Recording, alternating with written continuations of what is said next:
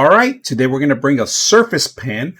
Now, this is an actual kit, if you see right here. Now, you are going to require a 4A battery, right? You could get this in any supermarket or pharmacy. They sell them, all right? Very small. They actually give you extra points, if you guys see it. Easy to remove. They give you actual tweezer to pull it out.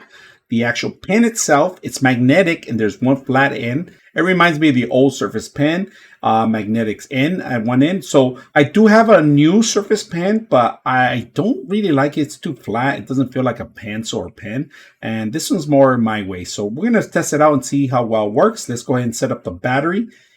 All right, so I do have my pen, and compared to this one, I got the original pen, the actual Surface pen, but this is the newest one that they have. If you guys notice, it's flat in one end.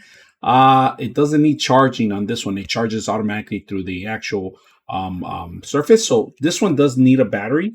Automatically, the pen kicked in. I don't have to do anything to it.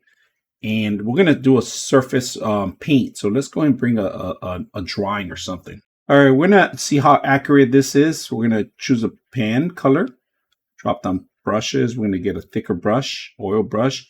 Let's see if it recognizes any of my other hand part, all right? So I'm going to try to draw here. Accuracy is pretty good. It's a little wiggly here, but it's pretty well. So I'm going to make it thicker, size thicker.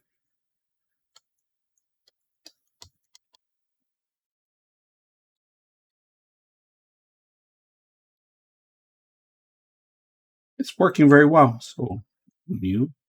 All right. So one thing I found that the pen does not fit very well where underneath here. So it's going to have to go on the side. All right. So if you guys notice, I do have two pens.